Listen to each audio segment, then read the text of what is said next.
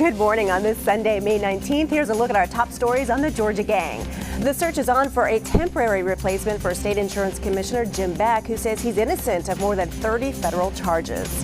House Speaker David Ralston is back in the news, accused of fundraising and campaigning to stall court cases for defendants. And a major player in Gwinnett County politics says she won't run again in 2020. Phil, Alexis, and Tharon are all here. The debate and discussion begin right now. From the Fox 5 studios, the Georgia Gang starts now. Hello, everyone. Several leaders in Georgia, including Governor Brian Kemp, called on Georgia Insurance Commissioner Jim Beck to resign from office. Well, instead, Beck asked Governor Kemp to suspend him while he fights several serious federal charges. I think it's very, very troubling, obviously. Just hours after Insurance Commissioner Jim Beck made his first court appearance in handcuffs on fraud charges, Governor Brian Kemp sent this letter calling for Beck's resignation immediately. Beck is facing a 39-count indictment, including charges of wire fraud, mail fraud, and money laundering. In court, he entered a not guilty plea. Kemp's letter said, quote, "Due to the serious nature of your indictment, I respectfully request your resignation." But Beck and his wife stood behind his attorney, Bill Thomas, who told reporters his client will fight the charges. He intends to fight the charges, and we deny the charges. The federal judge set bond at $25,000 and told Beck not to make any decisions involving the insurance company he once ran. Now, while he is suspended, Beck will continue to receive his state salary of $120,000. And Fox 5's Dale Russell has been investigating Beck for months and broke the story of the indictment. And Phil, we know it's innocent until proven guilty, but this doesn't look good for the Republican. No, and nor should it. These are very serious charges, as has just been pointed out in the video. And I think that the governor did the right thing to call for his resignation, along with others. As you point out here, it's a suspension. But I think that basically you'll probably see a appointed successor in a few weeks. Tharon, should he have resigned? I think he should have, because when you have the governor come out and say you should resign, and let's not, kid ourselves here. A lot of Republicans I've talked to around the state knew that there was a sort of an ongoing investigation into some of this, what we are seeing it come to light. So to get 38, 39 indictments, I'm hearing from a lot of Republicans that during the campaign, it was always kind of rumored. But it never really, no one ever had any concrete evidence. I think the thing that's also very disheartening is that if you look at the conversations on the Democratic side and the Republican side about the role of the insurance commissioner, one of the things that everyone campaigned on was eliminating fraud. And so for this current insurance commissioner who is now suspended to be indicted on charges that include fraud, it's just very disheartening. It's 38 charges. And Alexis, we did hear a lot of rumblings about this, before the election took place. Dale Russell had been investigating back. So I don't think this came as a big surprise for a lot of people. Maybe how serious the charges are and the detail that the federal investigators went into. Right. And I think that they pointed to him conducting these illegal activities all the way through the main election, not just after he won the primary. So it's just really terrible. If it's true, we presume his innocence, but it doesn't look good for him at all, not on paper. And Phil, initially, Beck said he would not resign, and the spokesperson, I think it was for the insurance commissioner's office, said that these charges really had nothing to do with his day-to-day activities of running the office, which I thought was a little bit ironic. You're being nice and kind. I think it's a foolish statement. It has everything to do because the accusations are double dipping, for example, and it was the Georgia Underwriters Association that he actually ran. You have direct control over it, and so he cannot do that anymore. So he needs to go. And then being over the Christian Coalition too for the state is a really hypocritical position for him to be in. Doing God's work is not Christian or non-Christian. He's facing serious charges. That's what I'm saying. So but will he be forgiven? Well, let's hope that he will, and let's hope that he will correct his conduct. Well, again, he says he's going to fight those charges. So, this week also, Brian Kemp postponed an annual trip to California to promote Georgia's film industry. probably a good idea considering the reception he's getting from Hollywood since he signed the so-called heartbeat bill into law. And no doubt there would have been protests and perhaps a lot of no-shows at this event. Yeah, and it's unfortunate because this is an event that has been going on where Georgia goes to California, goes to Hollywood, and really promotes the state and the cities involved. The mayor goes out and other people who are all involved in recruiting these movie industry people to continue to take advantage of the tax incentives and the tax breaks that we give them to create jobs. And so it wasn't canceled, it was postponed. So I really hope that we can get that date rescheduled and can really continue to promote Georgia. Phil, we've seen quite a few, maybe some of the minor production companies say that they won't film here in Georgia, but we haven't seen like kind of this mass boycott, a calling of a mass boycott here in Georgia. From no, the and film rightly industry. so. And there's some leading Democrats, including Stacey Abrams, that say, why don't we just fight here in the state of Georgia? And we don't need the left-wingers out in California getting involved. I can understand why the governor didn't want to go out there at this point. And so it's as we all know, it's a booming industry here. There's a lot of investment here. Hollywood has to be careful because they could lose a lot of money. We have, of course, great tax incentives. It's a great state to film here. There's studios that have been built here. There's people who are employed here. The Democrats have to look out for people who are employed here, too. And I think that's exactly what Stacey Abrams was saying, that if you want to do something, help us fight this legislation. I thought it was interesting. Contribute to my organization. So we agree, let's fight it out here. That's exactly right. And the ACLU, you can contribute. Well, she's never had a problem fundraising. That's right. And she's never been too shy about asking for the vote or the money. But it looks like, Alabama tried to really one-up the Georgia Republicans this week with their bill, and the governor signed it into law.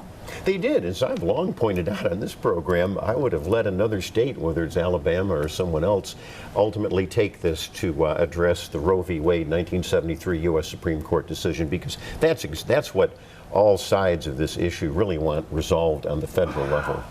It is resolved. It was resolved in 1973 on No, the it federal wasn't. level. No, it wasn't. And that's why you've seen court cases since then chipping away. And that's why you see states that are trying to test this now. And as you can see under the U.S. Supreme Court, sometimes precedents can be overturned. Well, I notice a lot in the national news now, Tharon, that Georgia is really being linked with Alabama on this issue. Is that a good thing for our state? And Missouri. Look. And Kentucky. And Kentucky. And so it's one of these things where, if you're a Republican and looking at the polling data, which I'm sure they've polled this issue, right, and you're looking at how it affects you with your base, but also it probably doesn't help you with Democrats at all, and really the fight is in the middle. And so for us to be on the national stage for a lot of good things that we're doing in the state, to now be linked to a state like Alabama, which I believe is going completely in the wrong direction, and Missouri, it's not good national press. And so ultimately, I think we just got to call this what it is, Laura. This is an attempt by Republican-led legislatures and governors to basically provide these laws, many of them just outrageous, to provide the legal pathway to, as Phil just pointed out, Roe v. Wade. I just don't think you should be paying politics with a legal pathway when you're dealing with women's ability to choose what they want to do with their bodies. Well, I have to laugh at this. You talk about the politics. The Democrats on the other flip side of the coin, you have the radical New York State Democrat-controlled legislature and governor having a completely radical third trimester right up to birth abortions. That's going to hurt you nationally. It's hurting already. And of course, the fights are going on in all 50 states.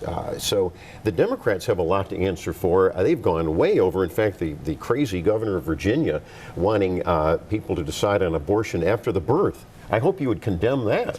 Well, that doesn't make any sense. To bring it also back home, Sherry Boston, the DeKalb DA, has already come out and said she's not going to prosecute. Even if this does become law and it survives any court challenge, she will not prosecute. So then you're going to have the DAs coming out saying what they will or won't do on this. That's right. And the other interesting thing with the Alabama law, they said the doctor would get 99 years in prison for conducting an abortion. This is insane. And DA Sherry Boston is to be commended. That was very courageous of her. And I want to go back to something. The question was whether or not I think it hurts Georgia. I'm not condemning anyone. The question was, do we want to be linked to a state like Alabama, which I think you agree, if you look at the response, has been very, very... Even what's his name, Roberts. So you agree, you disagree with Pat Roberts? The Republican Party is a party that is a coalition of pro-choicers and pro-lifers. The Democrat Party shuts out pro-lifers. No, I so know. you've got a problem. I You've got a real There problem are as a pro-lifers. Democrat strategist. No, stop. I know a lot of people who are Democrats that are pro-life. That's right. I mean, I know a lot, and a lot of them we're having these conversations. I think if you just take the partisanship out of it, which we try to do on this show most times, definitely don't want to bring in race, is that this is That's a shocker. yeah, Please. yeah. But I just think that to me. I'm really happy to see people like David Dreyer, State Representative David Dreyer and others, step up and join these many women who want to have the ability to make choices about what they do with their bodies. It's all about reproductive rights. All right, and on that note, we're going to wrap it up because up next, more accusations against Speaker David Ralston when it comes to his legal profession. We'll discuss next. Have a question or comment for the Georgia Gang? Email them at georgiagang@foxtv.com. The issue that won't go away for Speaker Ralston is back in the news again. This time, 2 women accuse him of misleading judges to delay hearings for the defendants he represents. These women filed complaints with the State Bar of Georgia accusing the Speaker of campaigning and fundraising when he should have been in court. Tharon, a lot of our viewers say we haven't gone hard enough on the Speaker, and you've really defended him too. We don't know all of the details about what's going to come of this recent accusation. Yeah, I mean, look, I think one of the things I want to add to this is that I think that for people who know the Speaker well, and people who have talked to him have told me that there is a level of empathy and sympathy that he has for these victims. And I think that's the one thing that the viewers are saying. Let's just take politics out of it for a second. This is a man who has 2 children. And so, you know, while he is using what he believes is a legislative policy to excuse him or file a continuance on a case, he is not, you know, sympathetic to some of the cases that we've heard of some of these people that have been affected. So I think, you know, if he was sitting here, he would probably say, hey, my heart and my prayers go out to the families and the people who were affected. But then it's very difficult also, Lori, when you have a Speaker of a House, which is a full-time job, who one of his responsibilities is to actually fundraise for his caucus. And so as a person who right now is a lobbyist, I'm spending an enormous amount of time going to fundraisers for Democrats and Republicans all across the state because they only have 8 months out of the year to fundraise. Now, did he know that the case was probably going to be on that exact day when he was hosting the fundraiser? Maybe or maybe not. He's got to answer that question. But the other thing that the Speaker is doing is that he's gotten out around the state this week, and he's been having meetings with editorial boards, and he's telling his side of the story. Phil and I have both said that we really encourage the Speaker to do that sooner than later in the Atlanta media market, because I think a lot of people really want to hear the other side of the story. But it's my understanding he's in Augusta, he's in Gainesville, he's not in the Atlanta media market doing this yet. That might change, and that's where he needs to be, because this is where the investigations. Well, he accuses the AJC of unfairly reporting, especially this past week. And maybe just for first-time viewers, just to point out that I'm glad that the legislature changed the law, because the law before was that throughout the year, a lawyer who's serving in the legislature, and the Speaker's a lawyer, could get all of these continuances, and many of them were years and years and years. Yes, into the cases being dismissed. Well, that's right, and so I'm glad the legislature did that now, to the point that Tharon's trying to make, and you are, he is going around the state. I think from a PR perspective, this was a little too late.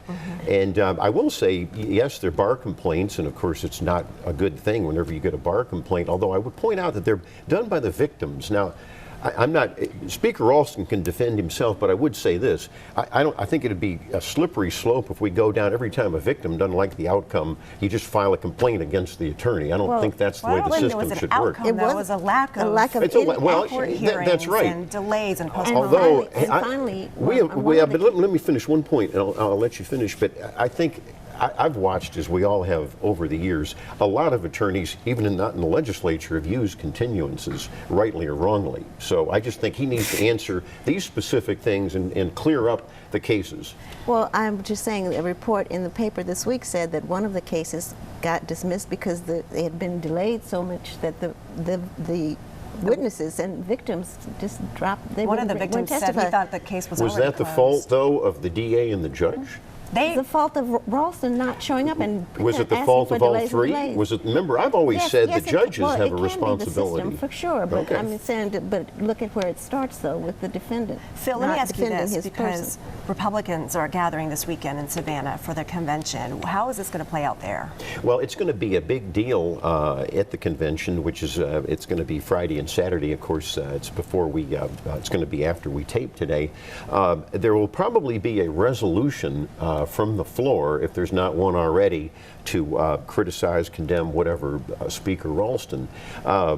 It's going to be interesting, and I don't know the parliamentary rules, to see if the resolution can come from the floor. That's going to be up to Representative Barry Fleming, who's the head of the House Judiciary Committee. He's actually presiding over the convention. It's not a good PR thing, because people want to know, as we're talking on the show, they want to know some resolutions and some answers. Yeah, but the one thing that Phil also hit on, and I've said this on the show, do I think that the Speaker ignored this? Absolutely not. I think he's gone as far as to say, look, this is something that we need to fix. So for our viewers, it's not like he's saying, oh, I've done this and I don't think anything is wrong and we should continue.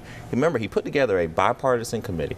Former State Representative Ed Lindsey, former State Representative Ronnie Mabur came together and they came forward with a resolution that passed. And so I think, yes, once it was pointed out of these cases, the Speaker... once he got caught, he had to All right, we're going to move on.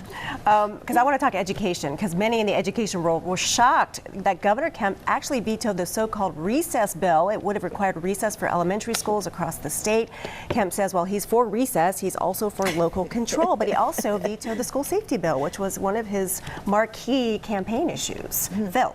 Well, I never liked the so-called school safety bill. Yes, we're all for school safety, but I don't like unfunded mandates. I don't think school boards like unfunded mandates, and I think that was the point of the governor's veto. I think we're all for recess, and I would hope that most school systems can fit it in crowded schedules. The point is, if we were all school board members, where do we find the money? And then for school safety, they were mandating hiring a school coordinator. Where do you find the money for that? They're mandating drills. Could we, as a school board, can't we do our drills? We don't have to have some unelected bureaucrat at the state level mandating drills. So I think the governor was correct.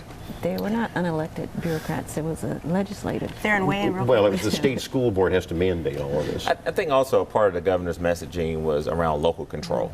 And so I think he said that he wanted to make sure that local control was a conversation here. I know you support local control, Phil, and a lot of Republicans who voted for the bill that he vetoed are local control proponents as well.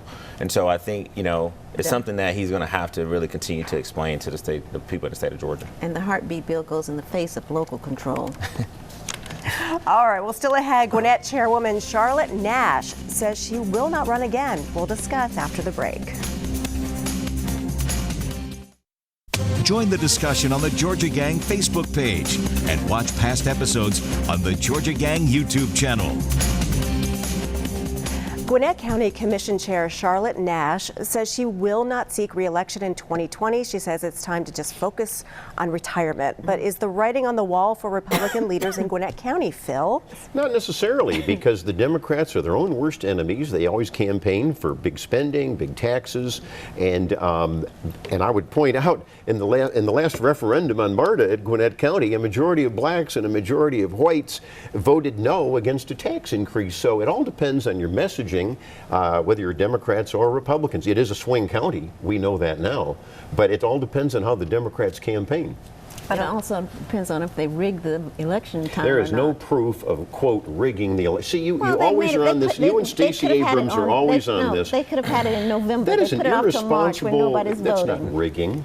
It is. Well, I want to go back to Gwinnett County. I mean, Alexis, is this where Democrats are kind of weighing in here and saying this is our chance? I think so, absolutely, especially with the continuing efforts of the Republican Party to control the vote, control the way people can vote. I think that Democrats and the diversity of the county is expanding, and people are going to want to vote a different way. More people are voting in this state than ever. Black, white, everybody. And Tharon, will we see some high-profile Democrats really run for this office? Absolutely, but let's give Chairwoman Nash a great deal of gratitude. I mean, this is a woman who really put it all on the line. I mean, I think that from working with her to try to pass the MARTA referendum, she knew that she was going to really expend a lot of political capital on both sides. And this is a woman who is, I believe, have worked with Democrats and Republicans in the county. But this whole notion that Gwinnett's a swing county, that's absolutely false. Gwinnett is a blue county, it's a Democratic county, right. And Stacey Abrams showed us. But even before Stacey Abrams ran, we saw it in the presidential election. Now, what it is not is a county that you need to put a referendum on during a primary election or a special election because you have a third sector of the county who comes out against it.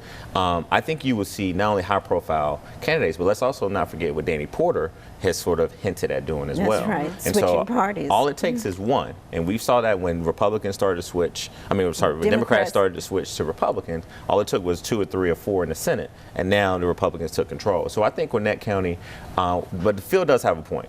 We can't, as Democrats, get too greedy. You know, we need to make sure that you have someone that's moderate that can really appeal to all of that county if they decide to run. All right, well, moving on to DeKalb, violent protests broke out Wednesday evening outside the DeKalb County Jail. The demonstrators citing poor and unsafe conditions inside the jail, including black mold. The Sheriff Jeffrey Mann denies any claims of human rights violations, but admits mold is an issue. Tharon, were you surprised to see how maybe violent or, excited the protesters got? This is very disheartening as well. I mean, look, I've talked to sheriffs, and I know Phil and Alexis, you guys talk to sheriffs, and Laura, you do as well. And I think they'll admit that they're working every single day to improve the conditions in their jails. In some jails, yeah, you have issues with molding and stuff like that, but also the food. I'm hearing that people were complaining about how bad the food is in the jails. And so I just think that Sheriff Jeff Mann needs to really figure out a way to eliminate the protests, let the people be heard, do it in a civil way, but to have people getting locked up. And these protests could have really gotten out of hand. Now, I've heard that after the violent one that we just referenced, the next day there was one that was a little bit more peaceful. But, many of these folks, I think some of their claims are valid. Some of them are just some of the things that comes along when you're in jail. But I just think you got to let the people be heard. And it's just another black eye on DeKalb County with the jail, not with the CEO and the commissioners, because they're doing what they can to try to move the county in the right direction. But I think we've spent a lot of time last year and the year before talking about this jail and talking about Sheriff Mann. And I just implore him to really, communicate with these protesters, communicate with the public, and really try to make sure that folks have a better understanding of what's going on in this jail. All right. Yeah. We've seen it play out in Fulton County for sure. Well, Phil, one issue that you really wanted to bring up is DeKalb State Court Judge Dax Lopez. Could he be appointed by Brian Kemp to Superior Court Judge in the Stone Mountain Circuit? Well, you're right. There is a vacancy over there in the Stone Mountain Circuit. And Dax Lopez, for folks that may not remember, go back 3 years ago in the time machine, he was Barack Obama's nominee for a federal judgeship. And he was blocked by our 2 U.S. senators, David Perdue and Johnny Isakson.